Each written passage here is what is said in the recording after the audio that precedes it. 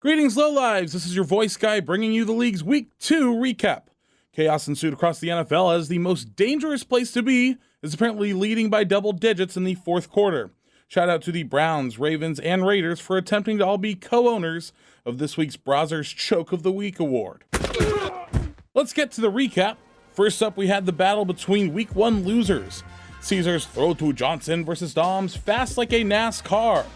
Caesar started Carson Wentz this week, and after getting his rectum violated by Aiden Hutchinson, he managed to drop 29 points anyways. Nick Chubb ran for 32 points over the Jets. Caesar managed 109, a more than respectable showing. Dom's team would not go quietly into the night, however. Derek Carr got 19 points, mostly in the first half. Zing! CeeDee Lamb nabbed 15 points, and Travis Kelce managed a measly 10 against the Chargers secondary. But then Jalen Waddle declared to the world, "Fuck the Ravens!" And to that end, he torched the Ravens secondary for 40 fantasy points. PPR is a hell of a drug. Dom's NASCAR wins a hard-fought matchup, 113-109. Second, we had Dylan's team Dilly versus Ray's Bone Crusher. Oh, is that?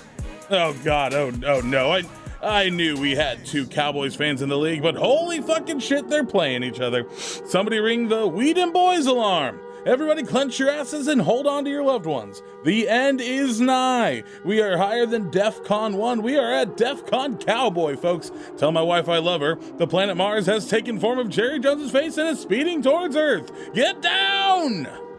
Oh.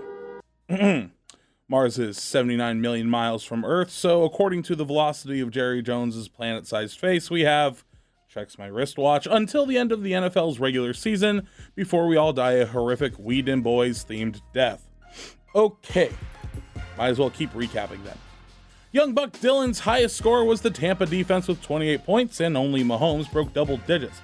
Ray had quite an easy win secured as he had Lamar dropping 43, until he forgot to replace Gabriel Davis's zesty but also injured ass on Monday night. So it actually came down to a battle of tight ends on Monday.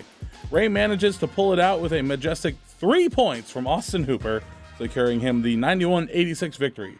Congrats on your first Lamppost Lowlife victory, and may it be the first of many unless you play me.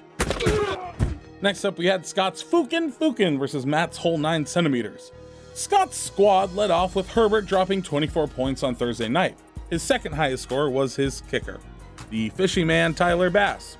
For Matt, he started Kirk Cousins in a primetime game, which after 3 picks still remains a bad idea.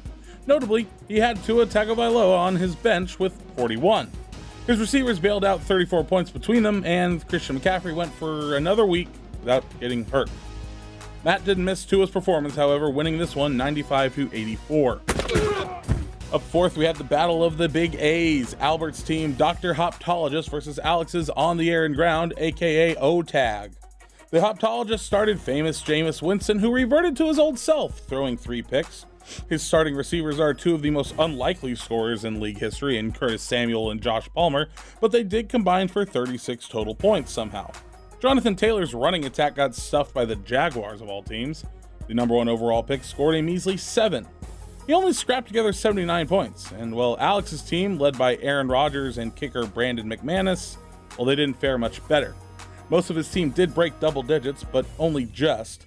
So it all comes down to an all-important field goal on Monday night, as Albert's team was down by 1 point and needed just 1 more kick to land, and it was blocked. Alex owes the Vikings defense a beer, as the matchup ends up being 80-79 in favor of him. He also had the 14th lowest points scored in the league this week, so suck it.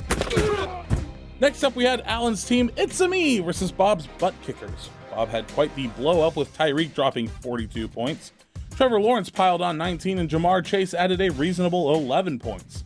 The rest of Bob's squad of 5 players scored a cumulative 6 points. To add insult to injury, his 4th-round pick Trey Lance decided to become a fullback and suffered the curse of being a 49er, ending his season. Allen's team had no mercy for Bob's plight. Kyler Murray hit with 27, Cooper Kupp with 32, and the big Buffalo D had 22 points. Only 1 player scored in single digits. Allen's team wins this one 151, achieving the high score for the league, along with the Aaron Donald Beatdown of the Week award. And yes, Tyreek Hill scored almost 2/3 of Bob's points. Ouch. Next up, we had an old rivalry match between Jimmy's team Mark Davis's Barber and Charlie's Darren Waller Ballers. For Charlie's side, Jared Goff threw 4 touchdowns, netting him 26 points. Cortland Sutton tore up the Texans secondary for 20 points, and Darren Waller scored 17. The bad news for Charlie and Jared Goff was that 2 of those touchdowns were to Jimmy's wide receiver, the sun god who needs Pepto-Bismol urgently, Amon-Ra St. Brown. Ghost Rider, where the fuck are you getting this? He dropped 39 points by himself. Christian Kirk added another 26, and Jimmy's first-round pick, Austin Eckler, added 18. Charlie led by 11 points going into Monday night, where Jimmy was down to his quarterback, Jalen Hurts. Let's just say he got 34 points against the Vikings' porous defense and call it at that. With a score of 139-116, Charlie scored more points than only 3 other teams. Sadly for him, he did not play one of them. Next up, we have what I like to call the Breaking the Sound Barrier Bowl, as we have 2 of the loudest regulars at Lamppost. Albert's not in this matchup, he already played. Oh no, it's John Ryan's Armed and Hammered versus Sierra's TDs for the Triple Ds. Before Sierra protests, I just want to point out that we can tell pretty quickly when she's in the kitchen making pizzas. And no, I do not care that it's part of your job. Ghostie's running out of jokes that don't involve chili dogs or firebombing Japan or your heavy breasts, but I digress. Armed and Hammered started off strong with Mike Williams on Thursday night, dropping 25 points on the Triple D's ass. There it is. Josh Allen carved up the Titans like a Thanksgiving ham.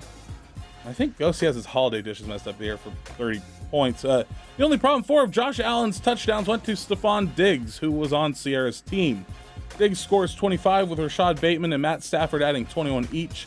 Mark Andrews adds another 26, and this helps Sierra blast the Baking Soda Bully 150-107.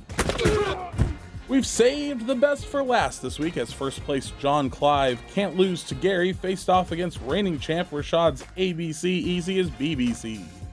Rashad's squad had 18 combined points from his quarterback and receivers, thanks to starting Julio Jones, you know how Rashad says it, come on, everybody heard it in that voice, who was inactive. The other Jones, Aaron Jones, made up for that with 32 points, and Tyler Higbee scored 14, and the 49ers defense assaulted Geno Smith for 17. For Big John, Joe Burrow was pretty meh with 17 points of his own. Justin Jefferson couldn't get an accurate throw from primetime Kirk Cousins, and his running backs did fuck all for the most part.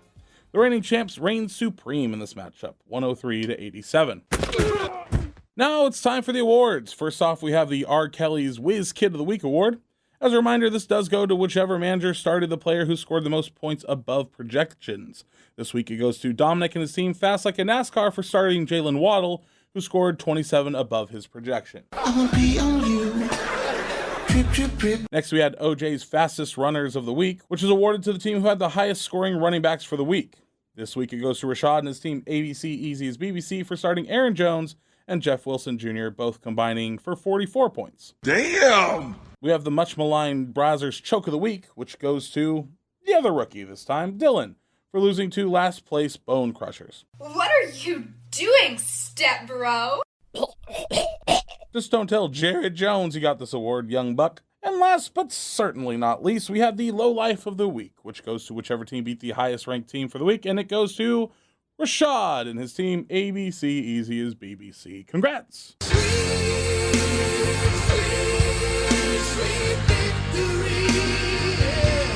Well, that's it for me. Hopefully none of you are in for a natural zesty surprise coming this week. Jesus Christ, Ghost Rider. Voice Guy out.